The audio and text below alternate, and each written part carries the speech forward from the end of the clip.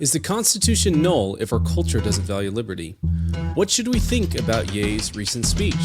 Is Elon Musk destroying his Twitter investment? And are the Federal Reserve's policies slowing down inflation?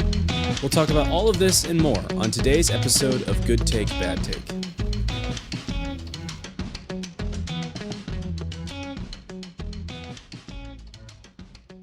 Hey friends, welcome to this episode of Good Take, Bad Take. This is the show where we gather takes that we see in our social media feeds every week. We go through the good ones, highlight what they're doing awesome, the arguments that they're making. We also shed some light on the bad takes, point out the underlying assumptions that they might get wrong, and try to have a bit of fun along the way. My name's Britt, and I'm here with my co-host Donnie. And before we get started, make sure to like, share, subscribe, all that stuff. It really helps us out. And likewise, if you see any take that you would want to get our opinion on, please feel free to send it to us via DM or anything like that. We'd love to hear from you. Now, let's get into these takes. The first one that we've got right here is not this one. Spoiler alert. We've got, if any of you guys are watching on YouTube, you saw the last take we're going to do. The first take we're going to do is Justin Amash. He tweeted out, all our constitutional protections are nullities if our culture doesn't value the underlying principles of a free society. Respecting other humans as individuals with their own needs, concerns, and ambitions is ultimately what preserves liberty. So this is probably kind of coming on the hinds, the stuff of Kanye or Ye, as he would like to be called, saying things like Hitler was awesome. I'm paraphrasing, but not entirely. What do you think about this take? I think this is a fantastic take. I think this is a lot of what we try to promote when we say things like the culture of free speech, or the government doesn't make you a better person, but you need strong people to have a good society. And I think that's what this take is exemplifying in many ways. So I absolutely think he's on the money there. And if you don't have, the funny thing is, it's like, if you have a government that is reliant upon individuals in many ways, such as sort of the idea of the founding of this country, small government that has separation of powers, it very much relies on people to have their own individual, values and responsibilities, respect for others' lives for it to work. And that was explicitly mentioned by the founders many times. If you don't have a government restraining people, you also need hierarchies and structures that are going to be set up by people who have good morals and values and ethics. Yep. And if you have an authoritarian government, if you're going to have something that works, and I think that always implodes and doesn't, you need to have people who are in charge, who are respectful and valuing, etc. So it's like, no matter what you have in terms of a government, you're going to need this in the society. I think the fault of many people is to assume that the government is either going to make you into this, or that the government can save you from this. And I think that no matter what political stripe you are, you have to recognize that people have to have their own principles and their own ethical morality, not their own as in like an individual morality, but within themselves, they have to be people of upstanding and moral character. Yeah, and this is very reminiscent of the take we had on the last show about the Constitution, specifically that it hasn't preserved liberty. And it turns out it's like the ideas in the Constitution are great, right? Like, and this idea of free speech and all these things are great. But at the end of the day, right, like you can only hold those things as long as your culture values really good things, right? And underlying principles that are moral, that are decent, like Justin Amash is saying, respecting other humans as individuals with their own needs, concerns, and ambitions. So I say this is a really great take. I think it's a really insightful take given everything that's going on, right? Like you can support the right of free speech while also at the same time condemning people that use their free speech to, advocate for a position that is not moral, advocate for a position that does not value individuals or that is hateful or ugly or any of those things. So I really like that. And that's what happens when you have a position based in principle, not necessarily based in power. Because that's what you see, right? With a lot of these people that are free speech absolutists or not free speech absolutists, people that will claim to be like they want to preserve free speech, they'll say, well, there is a line where it's too far or whatever. And it's like, well, you're only saying that in instances where it protects your power. Justin Amash is doing a great job by saying like, no, you need to protect that speech, but we can also condemn things that do not, that are not good, that are not, value the individual. Because if we don't do that, we lose the entire game all at once. Yeah, I think this is this is just so on the money in this moment, because who are maybe not so free speech, they often point at people who are pro free speech, and then they point to the results of a free society, because whether or not we're totally in a free speech world or culture, we are at least from the root inheritance of that, and we have Mhm. a great deal more free speech than a lot of other places, like Canada, even, are somewhat similar neighbors to the north. They don't even have as much of a culture and legal system of free speech as we do, and there were terrible consequences for that up north. But because we have sort of a free speech society, at least legally, it's very easy for people who are critics of free speech to point to the negative examples of free speech and say, look at what free speech produces. It produces a very a hugely popular pop star saying things like Hitler was actually kind of good. And like, why would you want to defend a system that promotes that kind of speech? Which is to say, free speech shouldn't promote that kind of speech. Free speech should allow it, and the culture and the ethic of every individual person in that society ought to condemn and strike that down. And that's what Justin is referring to, and that's how it should be. Because if you go the other way, if you stop allowing speech like this and you crack down, then it becomes more and more on what you crack down on, what's okay, until ultimately you do have one person or a room full of people determining what isn't acceptable, and you lose the basis of freedom and liberty and reality. And you have authoritarian regimes cracking down on what you can and can't say, ultimately, or usually starting with, you can't criticize the government Yeah. or its decisions. Yeah, and I think this is a great example of Kanye saying something, and this is free speech, but dumb speech that is being universally condemned, right? Like, this bad idea is now out in the open. Everyone can see how bad it is, how it doesn't stand up to scrutiny. For those of you who don't watch, like Tim Pool, he got challenged just a little bit, just a teeny bit, and he walked off the set of Tim Pool's podcast 20 minutes in, because he couldn't defend his ideas, right?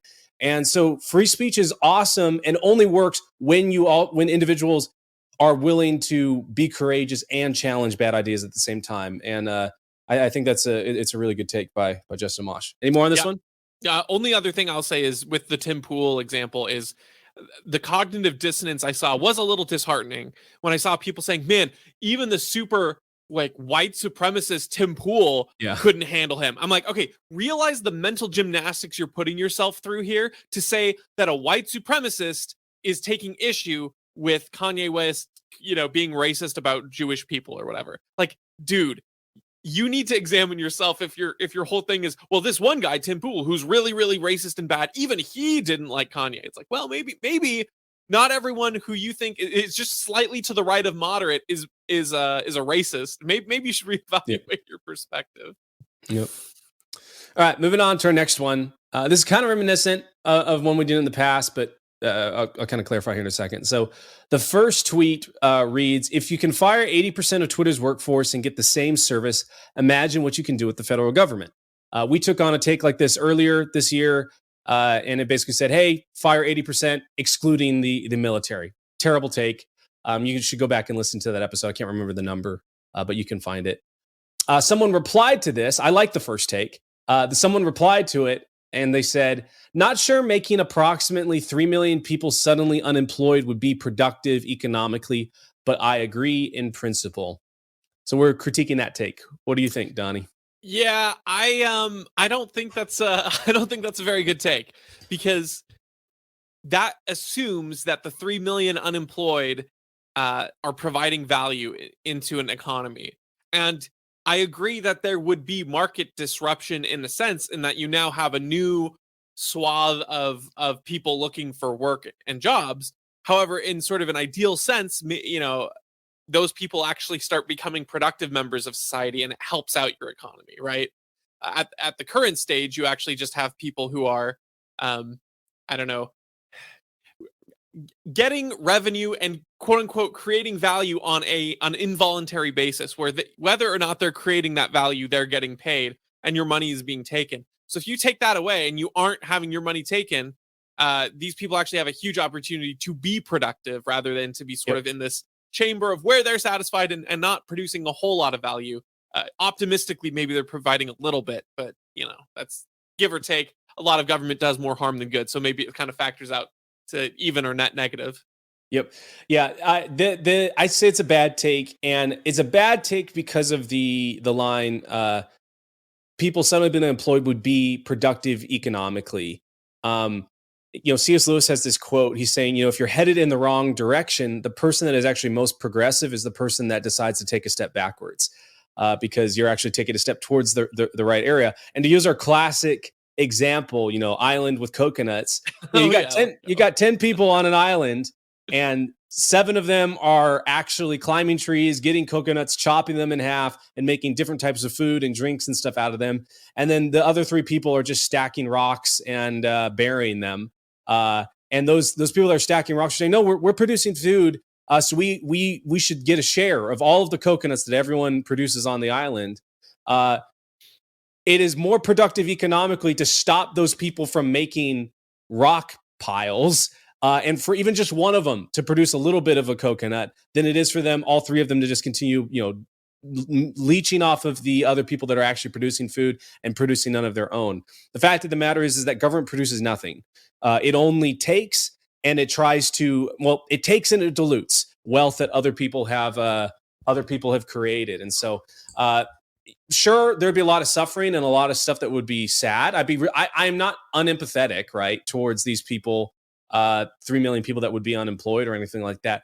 But there would be little to no in terms of the productivity and the actual input of value into the economy. I mean, it would have no effect on it because they don't actually produce anything as their source. They only take. Right, and you think about that. It's easy to see the harm that comes if there were a bunch of people unemployed to their families and to their livelihoods, and I get that. So that's nothing to ignore, to scoff Sure. at. But you also have to think about the people currently being hurt by the government, by the taxation, by the regulation, by the laws that prevented businesses from being open, the lives that have been killed from unnecessary bombing overseas. You think about all the people, the sort of the invisible people who've been hurt by all this, and it's like you have to think, okay, so it is sad that there would be a bunch of unemployed people in this hypothetical scenario, and that's, again, that's serious. But it's also really sad what's going on currently with the current workforce. And if you stop so much of what the government does, you would help so many people out who currently they don't get to be seen in the same way as victims of the government, which they rightfully are.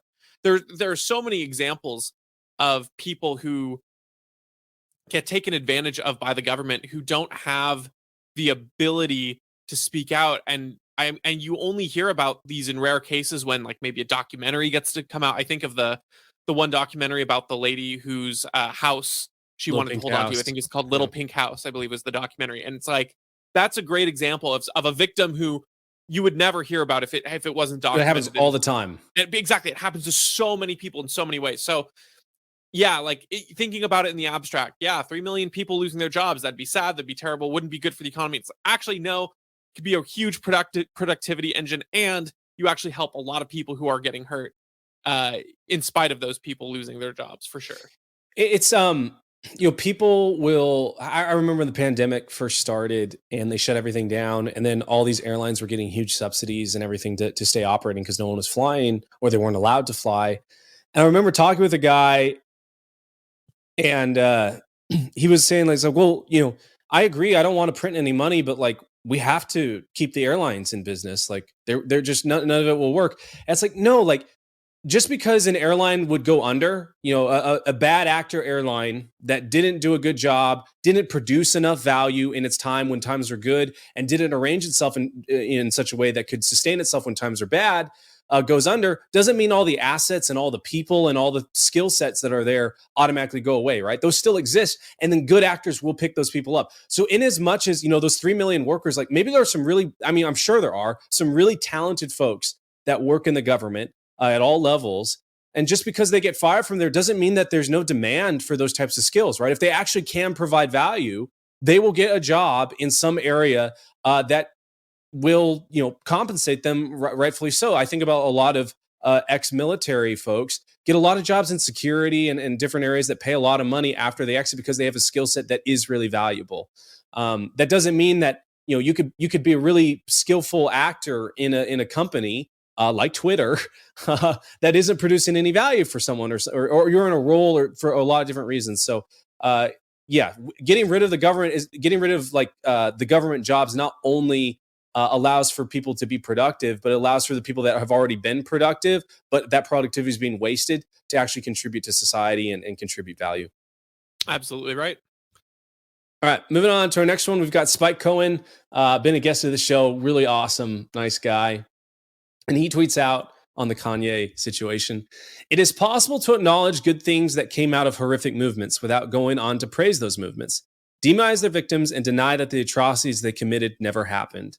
There's a difference between saying, quote, yes, Hitler was bad, but the complex reality is the Nazi movement also created Volkswagen, the Autobahn, Bayer and Fanta, and saying, I like Hitler, I love Nazis, and the Holocaust didn't happen. Yay, did the latter." What do you think? That's a great take. Another one of these, you have to thread the needle in these kinds of situations, right? Where you reality is often complex. There's very few things in life that are simple. And so when you look at the realities of individuals, their production, their legacy, usually the ways that both history and just human perception is, you kind of boil people down into very 2D planes, very much this.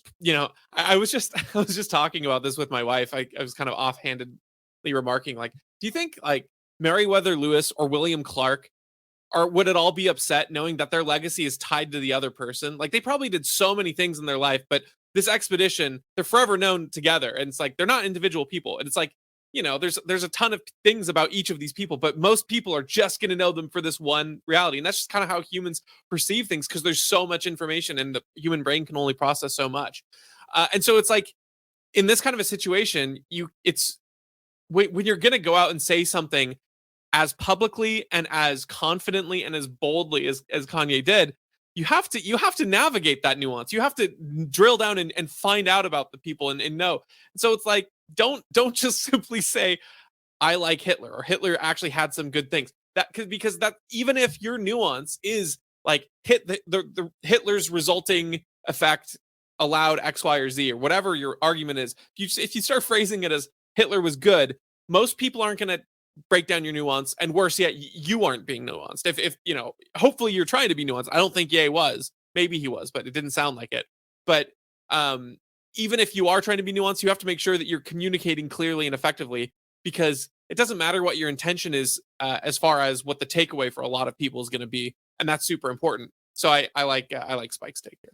Yeah, I really like his take, and it's kind of reminiscent of the way people will talk about like the founding fathers or things like that. In that they'll say, well, they had slaves, so that means they're just bad, and we're going to dismiss every single thing that they brought, and we're not, any principle that they levied that was good, we're going to dismiss because they obviously didn't believe it because of this action or that action or whatever. It also makes me think of like being able to have, like you're saying, navigate complex realities, and like you're saying, thread the needle, and recognizing like what is true. Maybe that's what at the basis of this is so important for just understanding history in such a way that you don't repeat the mistakes of it. So I think about with World War II. I tell people that I don't think we've had a good war since like a just war, basically since the country was founded. And people will say, well, what about the Civil War? It's like, well, I have my arguments for that. And they say, well, surely you can't think that we shouldn't have been a part of World War II.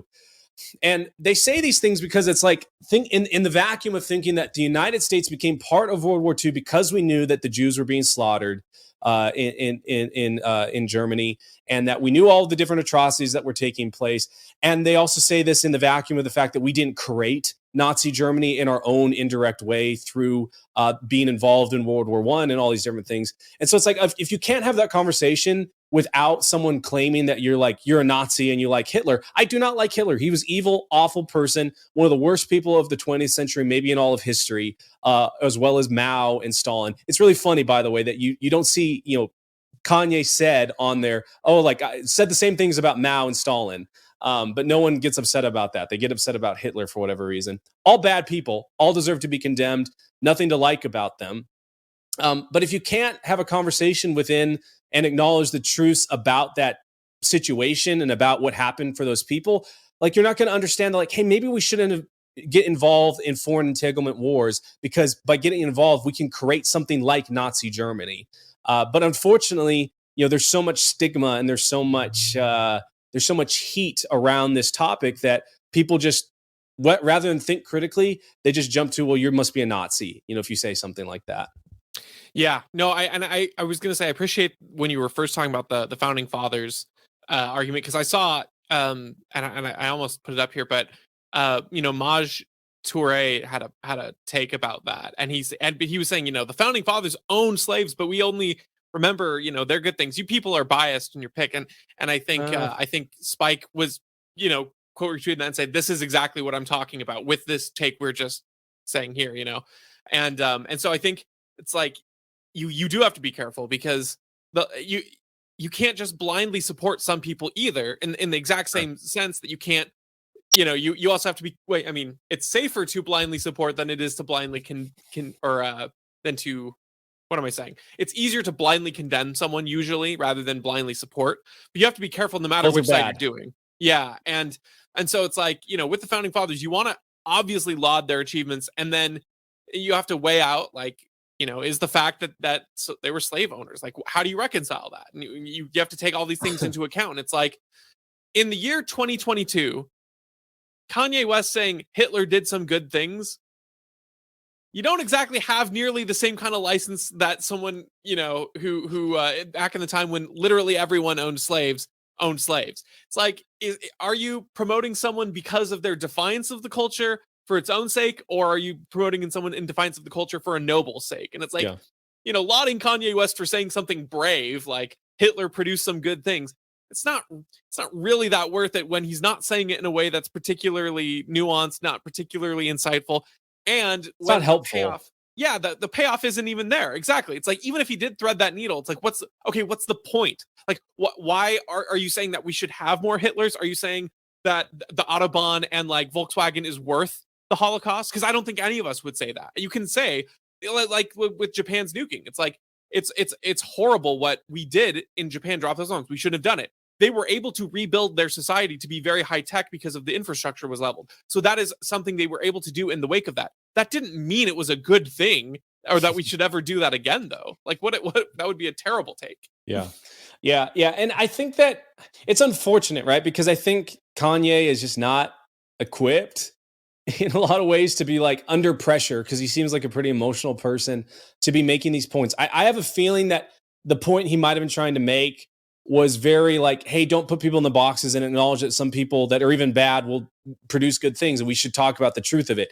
Unfortunately, he's so jumbled up and he crumbles so bad under pressure, and that he's so prideful too. I think is the other side, is he'll say something stupid like that, and then he thinks he has to defend it. Like, that is a wrong, bad take, both on its face value as well as from the objective and tactics and strategy that he was hoping to accomplish, if we even grant him the generous, interpretation of what he was trying to do. So, I think Spike Cohen's a great messenger, right? Like, he's great at messaging, great at getting his point across, great at being persuasive while still sticking to his principles and not lying. And Kanye could take a page out of his book, I'd say.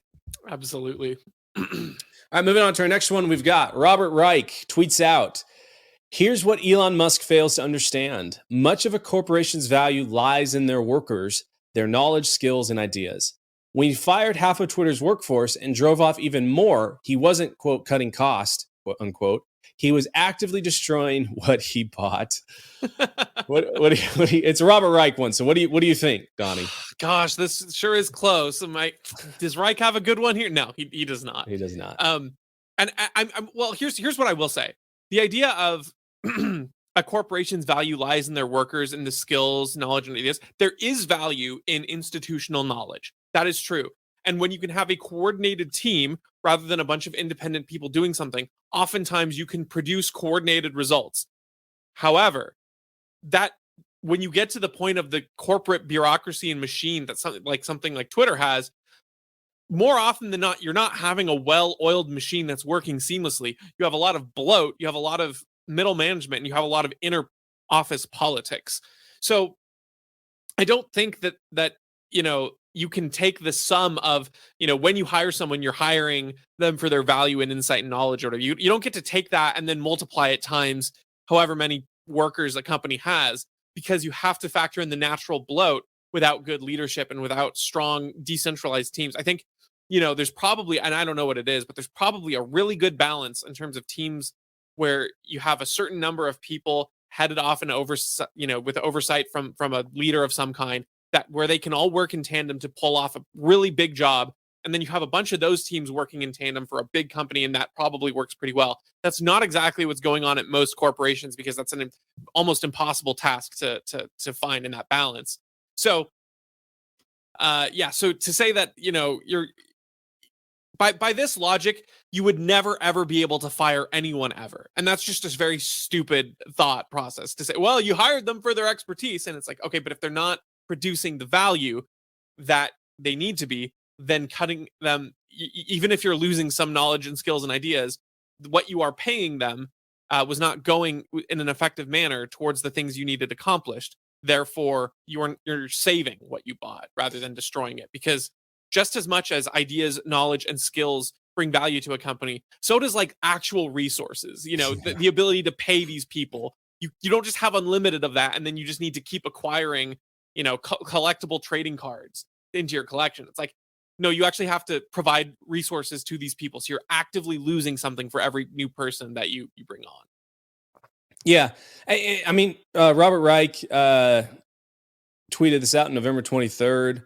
So, at the time of this recording, 8 days ago, and it's just funny because apparently Twitter's doing better than ever in terms of engagement, active users, tweets being sent out by all metrics, and it hasn't been destroyed, right? So if it's still running, it's running faster than ever before at higher capacity and usage than ever before.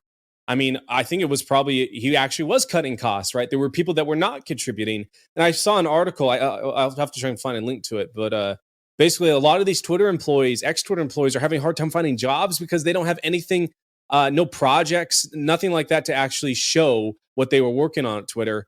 A good buddy of mine is a director of engineering, and in an interview, he'll look at a person's resume, but the only interview question he'll ask, he doesn't even ask about like technical stuff or anything like that. He'll just say, "Hey, show me something that you've built, some sort of software, some sort of project, some sort of tool that you built, and tell me how you built it, what went into the thought process, all the skills that you used, and how you iterated on it." And he says that you find out a lot more about a software engineer that way than you would just through technical interviews, because you want actually people that contribute value, right? If you can spot off, a bazillion digits of pi or something like that, like that's really impressive and really technically awesome. But how is it going to, at the end of the day, contribute to a product? How is it at the end of the day going to contribute to people having food in their stomachs or any sort of value being built? It doesn't. And so the proof is in the pudding. If on November 24th, Twitter, shut down and was running slow and no one was able to log in, I'd say, hey, there probably was something. You probably cut a little too much, Elon, because the ship is not continuing to sail. It doesn't float without these other folks, keeping it moving. But it's still moving. Still, and as far as I understand it, they're producing more features faster than they ever have before. And that's just a shift in culture, right? Like some companies are slower. They value a slower pace. They value, not as much stress, and that's fine. Elon is now the owner of it, and he's going to run it the way that he thinks is doing it, and he's getting results. And at the end of the day, that is what matters. Yeah, and that's exactly. I think the common thread with so many of our Robert Reich takes is he just does not understand the relationship between value and production. It seems so much that these economists look at data and numbers, and he seems to have this ideology where a worker is entitled to pay, and so it's all a spreadsheet. Like when you hire a worker, they get paid this because the law says that, and it's like, well, that is how we have codified laws, yes, but in the real world, just because I go out hunting doesn't mean I get food, right? I don't get to just say I'm going hunting, trek into the woods, bring my gun with me and then just get food. I actually have to produce the food. I have to find the prey. I have to aim the shot. I have to hit the mark. I have to scavenge the resources, whatever it is. I actually have to put in, and based on how I do is what I get back from that. But because we have this like legalized system, it's like his brain goes into, well, he's hired, therefore, minimum salary of 30K a year, maximum of like 80K. That's the job range. Therefore, they get paid that. And it's like, if you pay them that, then the company will function. And that's just not reality. And so you have to think about things in a much more dynamic way than I feel like he does. Yeah, he what strikes me about some of the way he processes things is he doesn't think of it in an actually sustainable way. The game that can be iterated over time and continue to be played. I think about this band we opened for back in 2021, right when they started opening up Washington, and they were from New York. Somewhat nice folks or whatever showed up at this venue, asked the venue to book them. And so we opened for them and they sold like 50 tickets, right? Not a very good thing on a Friday night for a venue because you've got all the overhead of the bartender, you've got all the security folks, you got the rent for the building, rent, and got to pay the sound guy, all this stuff. So they had a prearranged agreement before the show, and they said, "Hey, we'll get whatever percentage. I think it was like 40 or 50% of the ticket sales will go to us, and 50% of the ticket sales will go to the venue. And hopefully, we sell enough tickets to cover cost at that venue. About 100 tickets needs to be sold to cover the cost just for the venue, right? For the venue to make out on and break even. So, anyways, they sold 50 tickets, and at the end of the night, the venue manager came over and said, "Hey, man, like you sold 50 tickets, like that's how many people you drew." Like, we only have X amount of dollars here in this pile. Here's your half of it. We got our half. We lost money tonight. And this band proceeded to lecture them and scream at them about how this wasn't fair and that they should be owed more and all this stuff. Actually turned into a big fist fight. It was nuts. One of the craziest shows. Yeah, it was wild. I'll send you a picture after. It was blood on the street. I'm not joking. We were just watching it. It was crazy, man. But what struck me about it, so this all happened, man. And this all happened. One of the guys got arrested. One of the venue guys got his jaw broken. It was nuts. And there's kind of like this West Side Story standoff in the street, basically, and the cops are there. And this band from New York and their posse are screaming at the venue people. We're sitting in our van off to the side. And that night, my bass player, he actually ran sound. So he was owed money, right?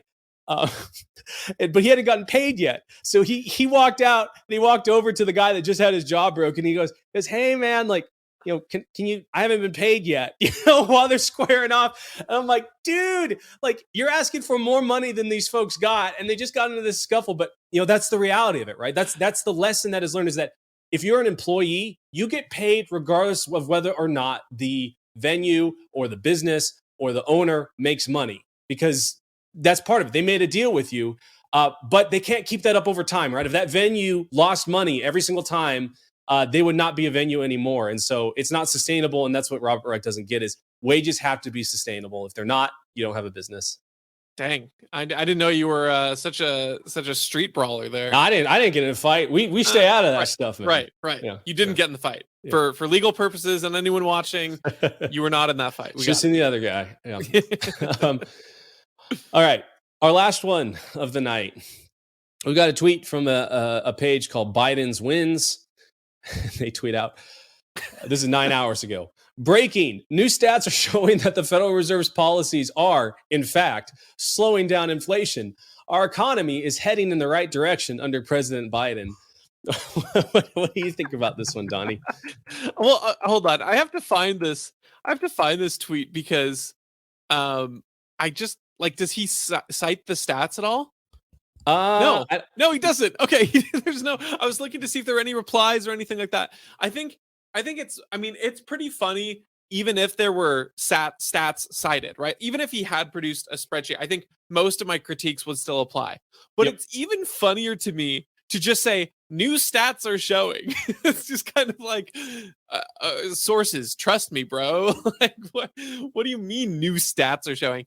And even still, of course, stats are so easily manipulatable that it doesn't really matter, because if you combine it and say, look, like, here's a great example. So anyone who's familiar with the housing market knows that interest rates have been rising for a while, because the basically the rate to borrow money has been increasing because it's artificially being raised by the Federal Reserve in an effort to try to fight inflation. And so it's basically like every day it was going up and up and up. It starts at like I don't remember, early 2021 or so. It might have been like 3 or 4%, and then it kind of started climbing to about in summer of 2022, probably about 5% or something like that. Because my wife and we got pre-approved, and it was something like a 5.3 was where it was at or something. And then you by the time we found the house that we wanted, it's risen like another half point or something like that. And Oh no, it's at so 7.5 now.